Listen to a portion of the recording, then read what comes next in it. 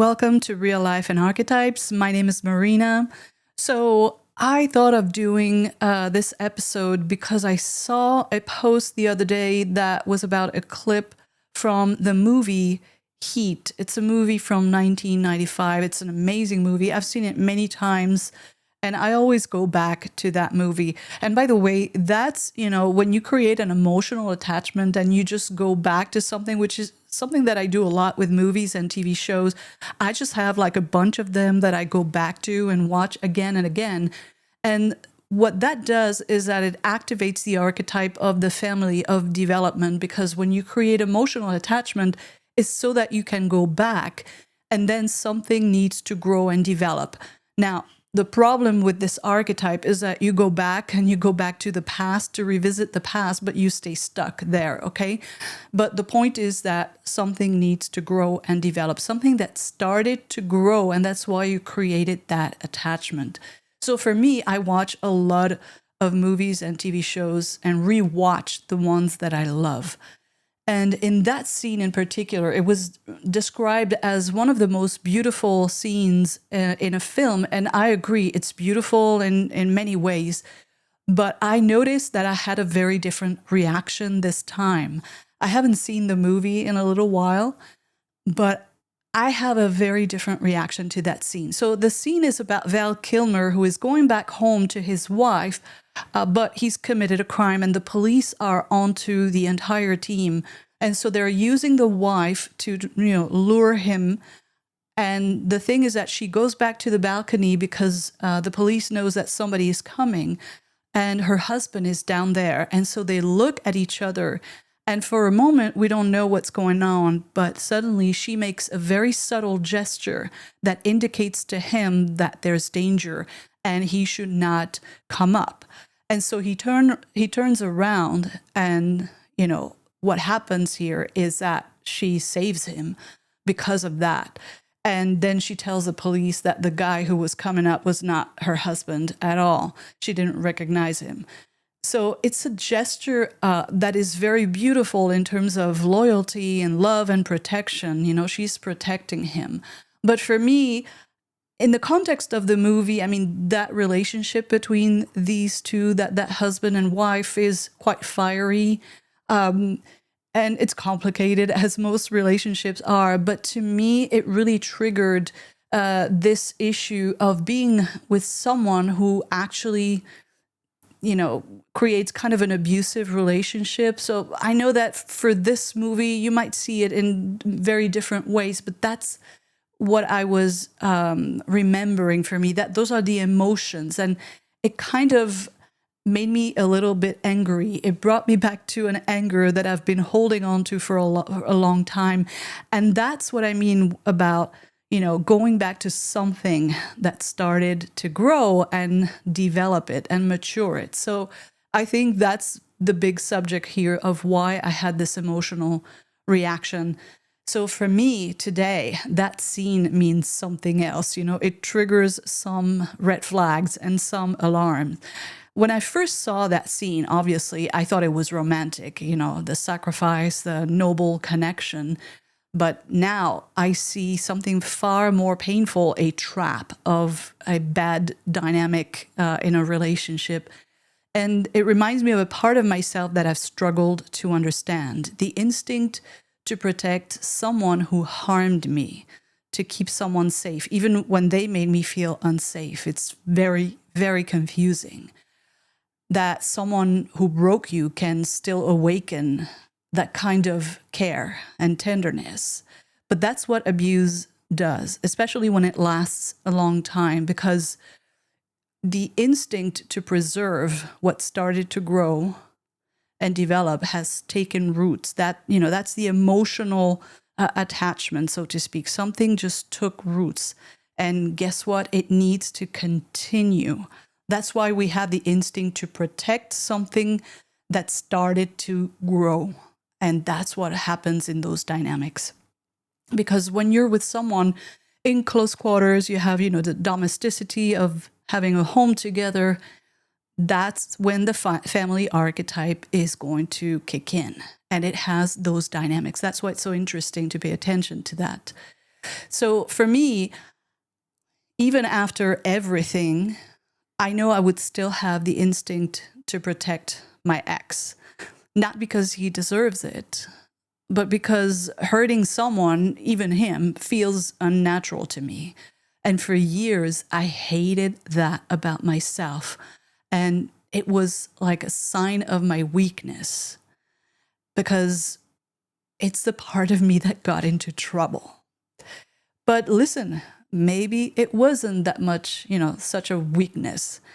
So that scene from Heat, it did something to me when I saw it the other day. It's like a memory that unlocks from deep within. And it reminded me, again, see how memory works? I keep saying reminded me. It reminded me of a painting that I love by Salvador Dali. That's a Spanish painter, and it's called, and wait for it, that's a big title. It's called Dream Caused by the Flight of a Bee Around a Pomegranate a Second Before Awakening. So Dali really loved to create very long titles. He was a very eccentric person, a genius. I love Dali. It's someone that I have explored a lot. I've read, his books and a lot about him. I'm such a fan. He was such an amazing marketer for his time, ahead of his time. He loved words. He was hysterically funny.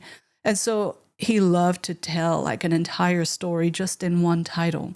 So in that painting, what it represents is a woman who is dreaming, and that's why she's floating above a rock. There's something that stings her, and it triggers, the something that is going on in the dream. There's a fish, a tiger, the bayonet that stung her. No, the bee stung her.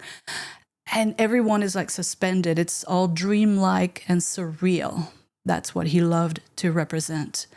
And I thought, I had to look it up, but I had the memory that he painted that painting inspired by a French author called Marcel Proust, who wrote a very famous book called In Search of Lost Time. In French, it's called À la recherche du temps perdu.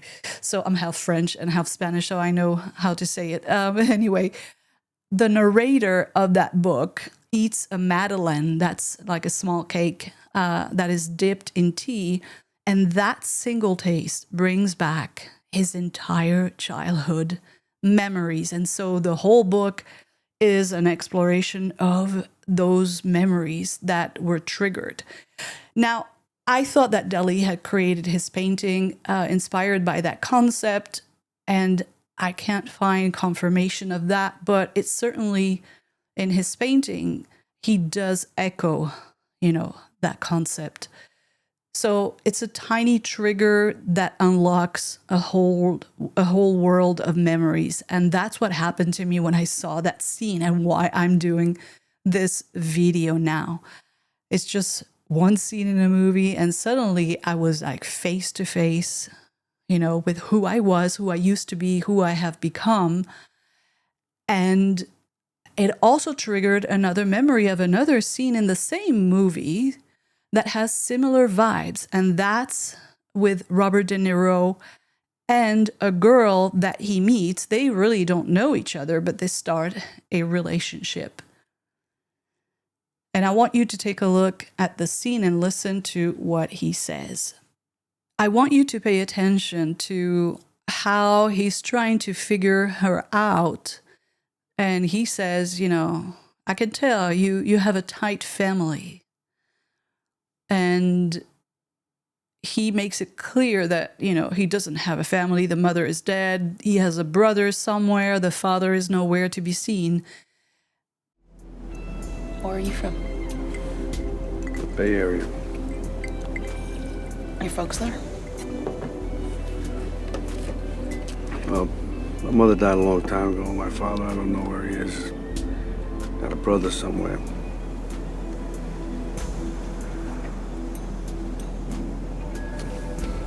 You have a tight family, I can tell. Yeah. Right? You're right. So this is a very significant dynamic. This is where I'm going with this episode here, because he knows that this girl has a tight family, and yet he seduces her to take her away from all that.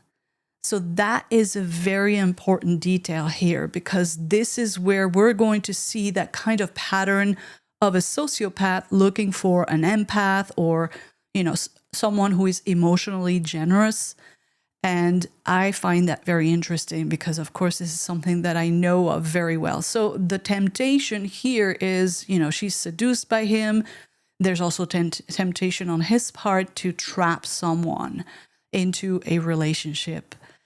So for me, the memories that it brought was that I have rejected the person that I used to be, the one that was too trusting, too good. It's like this girl, you look at her and she's about to leave at some point in the movie. He tells her that he's just going to take off because, in fact, he's being pursued by the police and he wants to take her away with him, which is really horrible. And she accepts. And so, it really gives me such anxiety because that's someone who is just too open, too trusting. That's the empath quality. That's someone who has no boundaries, by the way, someone who is too good.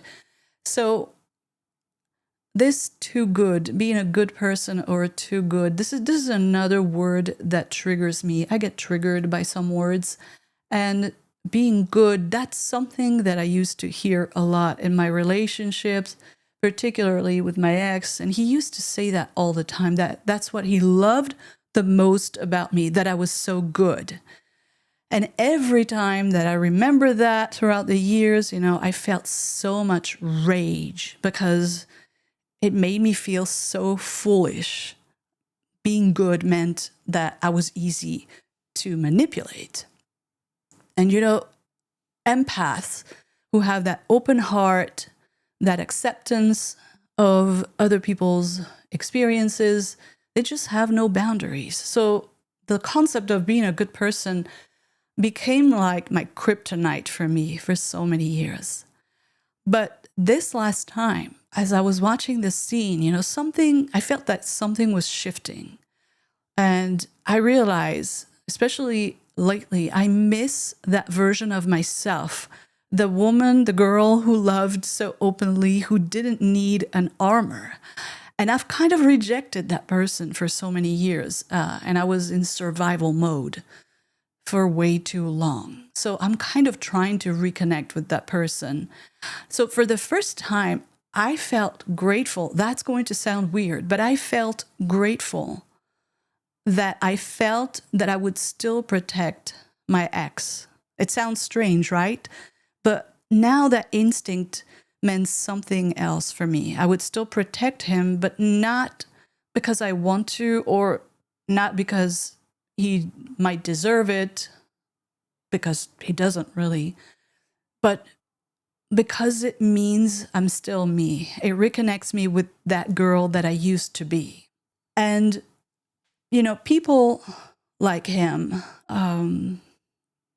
emotionally unavailable, even sociopathic, psychopathic, they are often drawn to people like me, empaths, or people who are caring, emotionally generous. And I've always felt that it must be a pattern. And in fact, I actually checked it before I started recording this because I wanted to see if my own intuition was actually matching actual studies and research on the subject. And actually, yes. So it is a dynamic that has been studied. There is a pattern. And so people like that, I'm going to call them emotionally unavailable, just to put them in a big category. They do seek people like that, empaths, caring people. They seek also validation, control, and the emotional labor that another person is going to provide. And we are going to provide on the other side, we're going to project our humanity onto them because we assume at first that they feel like we do, but they don't. And when we get in their way, by the way, so if you get yourself in one of those dangerous situations, you're going to notice that if there's a moment where you are in their way, they are very willing to get rid of you, okay? Sometimes cruelly. At the same time, there's also an attachment, but that's another thing. But it's not love. It's not connection. It's exploitation. And it takes a long time to see that because our love blinds us. A lot of people don't understand. Why do people stay? Well, because we don't feel that what is happening is exactly the way you see it, okay? We feel a lot of things. And our instinct to care and to protect keeps us stuck as well. That's a very big component. We don't see the other for who they are, but for who we want them to be.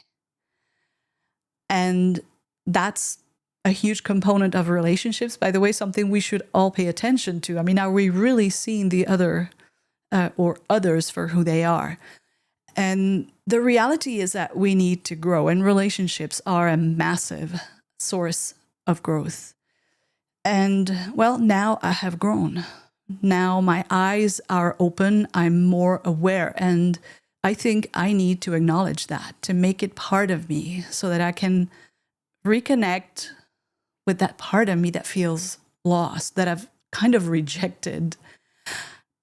And now I know that there's a psychology behind the pattern. So I wanted to talk about that for a second because research reveals that why emotionally unavailable individuals like narcissists, sociopaths, or even dark empaths, more about that in a moment, they are drawn to emotionally generous people and or empaths.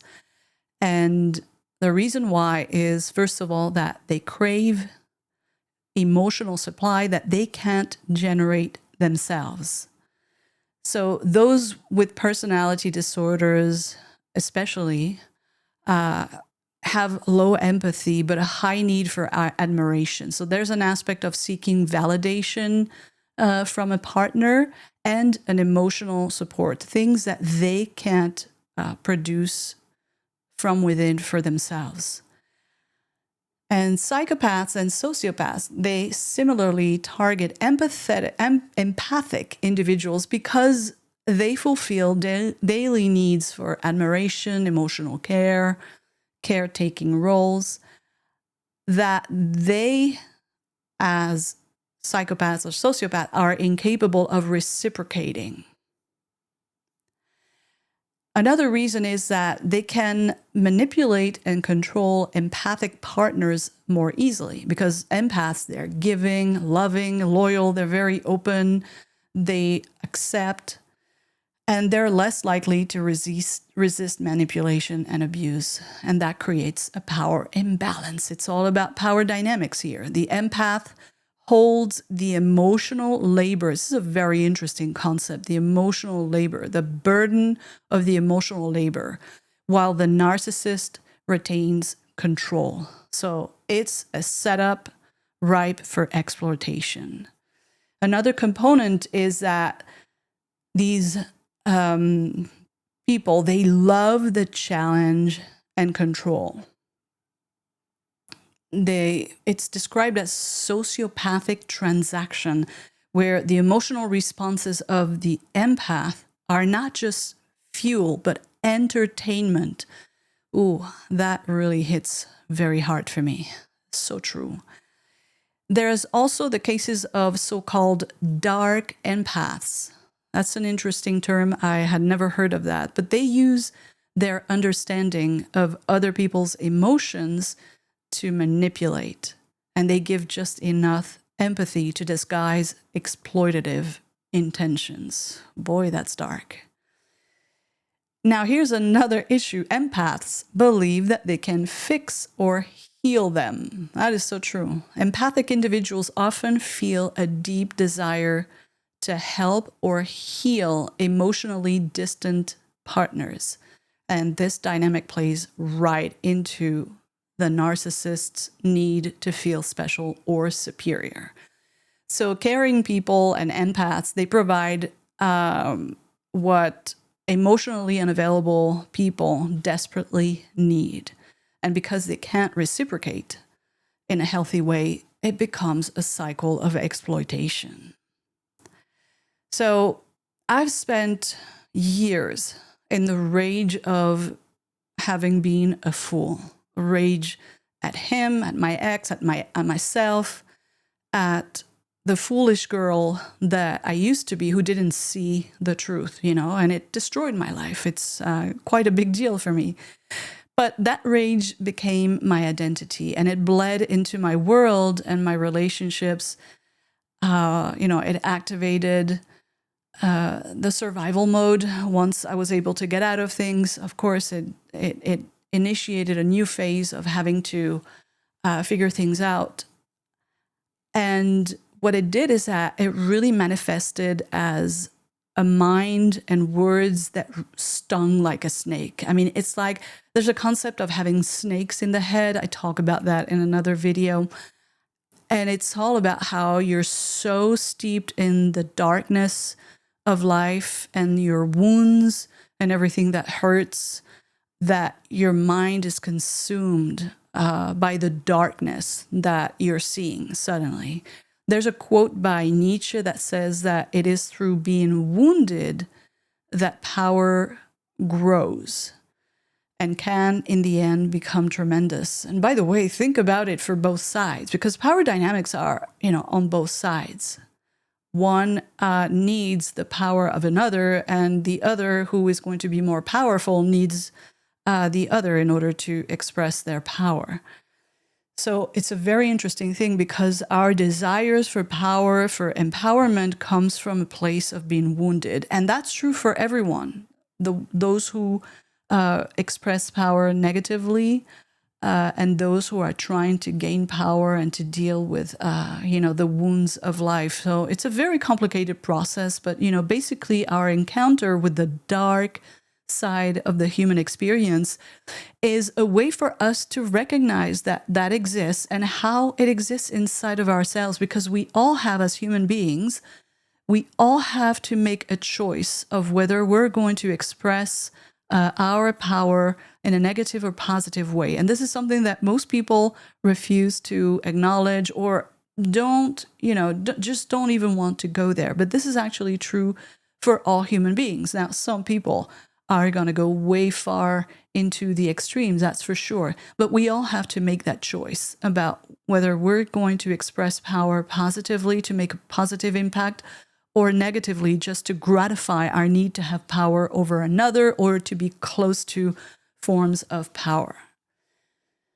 So for me, all that rage throughout the years, there was something underneath all that, something else, and that's grief. Grief for the girl that I used to be, and that's the one that I want back now. I want to reconnect with her. But I can't be exactly as she was, for sure. I can reconnect, but now I have more awareness. I have hopefully grown some, and I have evolved a bit. My eyes are hopefully open. You never know until you find yourself in another situation. But to me, this reconnection with the person that I used to be, that's what healing is really about. It's about reconnecting with the essence of who I was, but now with the experiences and the ability to love again, to love life, to be engaged again into the world. And it's kind of a very interesting phase that corresponds in the hero's journey to the return with the elixir. And the elixir is really about everything that we've learned from our experiences. There's a concept of the Holy Grail, and the Holy Grail is really not, for me at least, it's not about an object that we find that, that is very precious. It's about the self. It's about the self that has gone through all of the experiences. First of all, the answering the call to adventure, and then all of the ordeals, and then wants to bring back that self, that evolved self, back into the world. And that represents a new challenge, by the way, because now your identity has evolved. Okay, so the wheel, the cycle of life begins again. So that's why it's kind of a complicated phase of the hero's journey as well. And one of the things that we're asked to do is to let go, because we have to reconnect with an essence of who we are that we need to remember. You know, that's the soul essence, that's the spirit. That's what spirituality is about, at least for me. That's the way that I understand it. So it's not, you know, about meditation and being a weirdo. Those are just tools that allow us to relax and remove things from the mind so that we can reconnect with the soul and what the soul really wants. And part of that process is also to let go of a person that we're never going to be again. And that is really, really difficult to do. Because letting go, you know, it's not forgetting. That's what makes it so complicated. And it's not forgiving what should never be forgiven, by the way. So forgiveness, that's another thing, that's another word that triggers me. I know it's very big in personal development and spirituality. And the concept is that if you forgive, it's good for you. It's not about, you know, those who hurt you. And I disagree. And the reason why is that, to me, that forgiveness thing, it's emotional labor. And why should I have that burden? Again, another burden. So for me, forgiveness is something between a person and their God, you know, something higher that they might believe in, or maybe they don't. But it's none of my business. Okay. What I have to deal in terms of forgiveness is about my own transgressions, spiritual transgressions, and how I need to deal with those things. But I have no business, you know, working on my emotions to forgive another person who hurt me. That really bothers me so much. So letting go is really about, you know, just like when you grow up, when you're a child, you grow up and you let go of your pacifier. You let go of a person you're never going to be again. You're never going to be 5 again when you turn 6, okay? So that's what it means. And what it means for you particularly, well, that's something that you're going to have to figure out. That's part of the process. But there's something about turning all of that grief of letting go, because letting go is really grief, into growth. Okay, so you return to yourself, not as you were. You return to the essence, but it's not the person that you were. There's an essence, okay? And now you are weathered by your experiences. You have all of your wrinkles and your scars, but you're wiser, hopefully. And you need to return to a softness of who you are, a softness of being good and being able to love again, to go back into the world. And like I said, to have, you know, to recharge your energy, go back into a new challenge and a new experience, and more connected to your spirit. There's a purification of motivations and intentions that is supposed to happen. Otherwise, if we don't do all of these processes, we're just going to repeat patterns. Sounds familiar, right? So anyway, if you recognize any part of yourself in this story, and if you've ever wondered why you stayed or why you protected someone who hurt you, that doesn't make us weak. Okay, it just makes us human. It's completely natural, but healing is possible, and it's not about becoming someone else. Okay, there might be a period of transformation that feels like, you know, we have to sort of activate traits that may feel a little weird, but it's about really incorporating new capabilities, wisdom, experiences, so that you can become more who you are, more than ever before. And that's why you need to reconnect with that essence. So Anyway, this is it for today. I hope you like this. I'm going to continue probably for the summer to do audio episodes because it's so hot. I can't be bothered. It's very, very hot this summer. I don't know what's going on. And I can't be bothered with all the sweating and the makeup and the clothes and all that stuff. I just want to be comfortable and do my thing. And this is where I'm the most happy, with audio only. So anyway, I will speak to you next time. Thank you so much for listening.